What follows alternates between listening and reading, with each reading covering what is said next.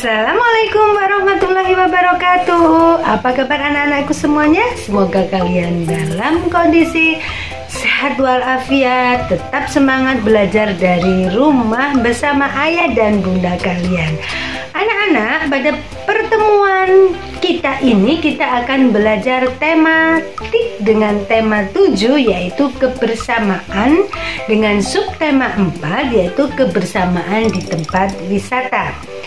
Adapun kompetensi yang akan kita capai yaitu kita akan mengenal ciri-ciri dari fabel. Kita akan belajar tentang kata sapaan dalam fabel, dan kita akan bisa atau kita akan mampu menentukan pecahan sesuai dengan gambar, dan yang terakhir membuat hiasan gambar dari bahan alam. Kalian simak baik-baik penjelasan yang guru-guru berikan dan siapkan peralatan tulis kalian.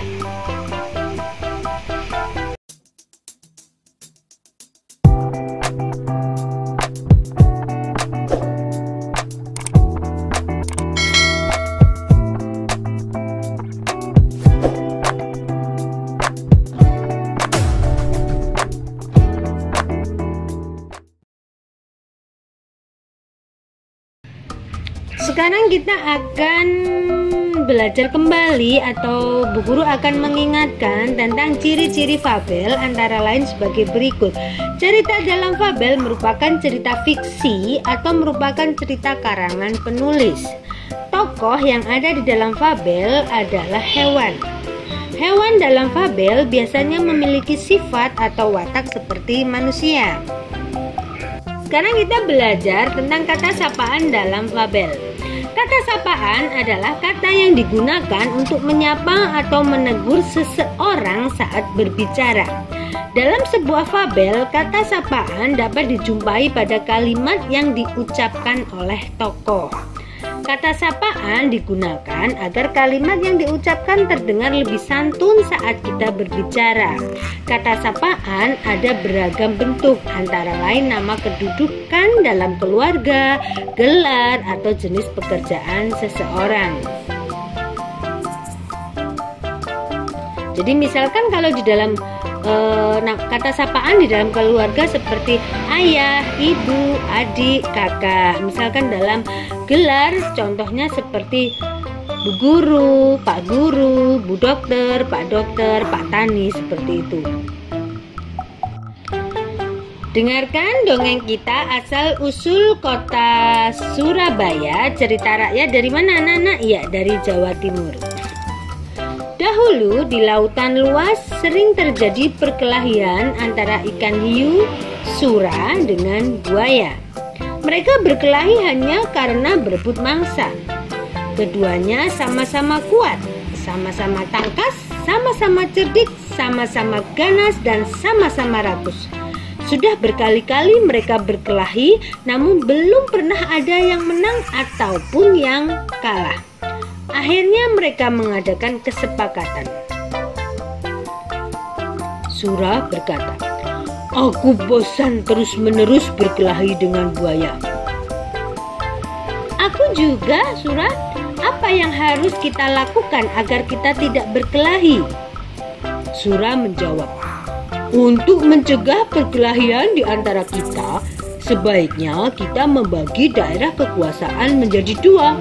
Aku berkuasa sepenuhnya di dalam air dan harus mencari mangsa di dalam air. Sedangkan kamu berkuasa di daratan dan mangsamu harus yang berada di daratan. Sebagai batas antara daratan dan air, kita tentukan batasnya, yaitu tempat yang dicapai oleh air laut pada waktu pasang surut." Buaya menjawab, "Baik, aku setuju gagasanmu itu." Dengan adanya pembagian wilayah kekuasaan, maka tidak ada lagi perkelahian antara sura dan buaya. Keduanya telah sepakat untuk menghormati wilayah masing-masing. Namun pada suatu hari, ikan hiu sura mencari mangsa di sungai. Hal ini dilakukan dengan sembunyi-sembunyi agar buaya tidak mengetahui. Mula-mula hal ini memang tidak ketahuan, tetapi pada suatu hari buaya memergoki perbuatan ikan hiu sura ini. Tentu saja buaya sangat marah melihat hiu sura melanggar janjinya. Buaya berkata, "Hai Sura, mengapa kamu melanggar peraturan yang telah kita sepakati berdua? Mengapa kamu berani memasuki sungai yang merupakan wilayah kekuasaanku?" Sura menjawab, "Aku melanggar kesepakatan. Bukankah sungai ini berair? Bukankah aku sudah bilang bahwa aku adalah penguasa di air?" Buaya menjawab, "Apa? Sungai ini tempatnya di darat, sedangkan daerah kekuasaanmu ada di laut. Berarti sungai ini adalah daerah kekuasaanku." Sura kembali menjawab, "Tidak bisa. Aku tidak pernah bilang kalau di air itu hanya air laut, tetapi juga air sungai." Kemudian buaya menjawab, "Kau sengaja mencari gara-gara, Sura?" Sura menjawab, "Tidak, kukira alasanku cukup kuat dan aku memang di pihak yang benar." Kemudian buaya berkata, "Kau sengaja mengakaliku. Aku tidak sebodoh yang kau kira." Sura pun menjawab, "Aku tidak peduli kau bodoh atau pintar. Yang penting air sungai dan air laut adalah kekuasaanku." Karena tidak ada yang mau mengalah, maka pertempuran sengit antara ikan hiu sura dan buaya terjadi lagi. Pertarungan kali ini semakin seru dan dahsyat. Buaya mendapat gigitan hiu sura di pangkal ekornya sebelah kanan. Selanjutnya ekornya itu terpaksa selalu membengkok ke kiri.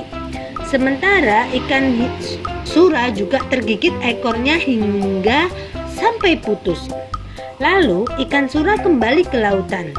Buaya puas telah dapat mempertahankan daerahnya. Pertarungan antara ikan hiu yang bernama Sura dan buaya ini sangat berkesan di hati masyarakat Surabaya. Oleh karena itu, nama Surabaya selalu dikait-kaitkan dengan peristiwa ini. Dari peristiwa ini kemudian dibuat lambang kota Surabaya, yaitu gambar ikan sura dan buaya.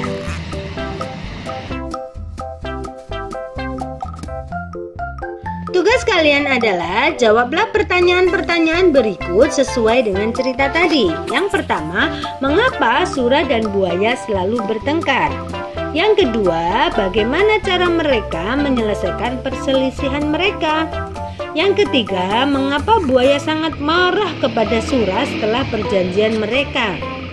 Yang keempat, kisah Sura dan buaya sering dikaitkan dengan asal-usul kota. Yang kelima, bagaimana pendapatmu agar kita bisa hidup bersama? Yang keenam, sebutkan kata sapaan yang terdapat dalam dongeng tadi. Kalian kerjakan di buku tulis kalian ya. Keberagaman tempat wisata kesukaanku. Tentunya kalian senang ya jika diajak ke tempat wisata. Nah, sekarang Bu Guru akan bercerita bahwa Indonesia kaya akan tempat wisata. Ada tempat wisata alam dan buatan. Semua tempat wisata memiliki kelebihannya masing-masing. Contoh tempat wisata alam antara lain pantai, danau, dan air terjun. Sedangkan contoh tempat wisata buatan antara lain kebun binatang, museum, dan masih banyak lagi. Menentukan nilai pecahan sesuai gambar. Pecahan merupakan bagian dari keseluruhan. Misalnya saat menyatakan pecahan dari sekumpulan benda seperti contoh berikut.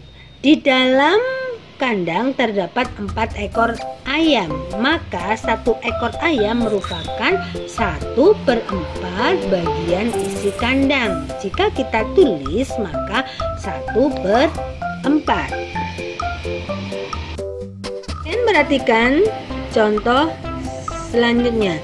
Di dalam kandang terdapat 3 ekor ayam, maka 1 ekor ayam merupakan 1/3 bagian isi kandang, maka kita tulis 1/3. Contoh selanjutnya, di dalam kandang terdapat 4 ekor ayam. 2 ekor ayam merupakan 2/4 bagian dari isi kandang, maka kita tulis dengan 2/4.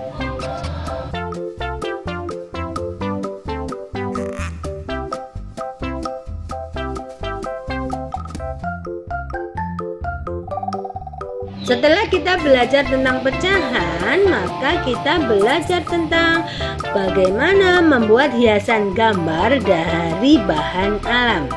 Salah satu bahan alam yang dapat digunakan untuk membuat hiasan adalah tanah liat. Tanah liat dapat dibuat menjadi karya 3 dimensi seperti gerabah, keramik, dan patung. Selain tanah liat, bahan alam lainnya yang dapat digunakan untuk membuat hiasan adalah daun kering. Daun dapat dimanfaatkan untuk membuat hiasan bentuk benda tertentu.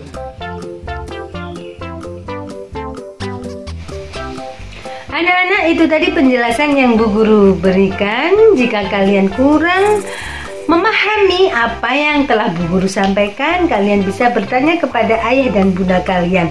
Tadi kita telah belajar mengenal ciri-ciri dari sebuah fabel, mengenal kata sapaan yang ada dalam sebuah fabel. Kita dapat menentukan nilai pecahan sesuai dengan gambar, dan kita dapat mengenal bahan alam yang bisa kita buat untuk membuat sebuah hiasan. Nah, sekarang tugas kalian adalah kalian kerjakan pulpena yang telah Bu Guru tentukan dan jangan lupa dikirim. Terima kasih atas perhatiannya. Wassalamualaikum warahmatullahi wabarakatuh.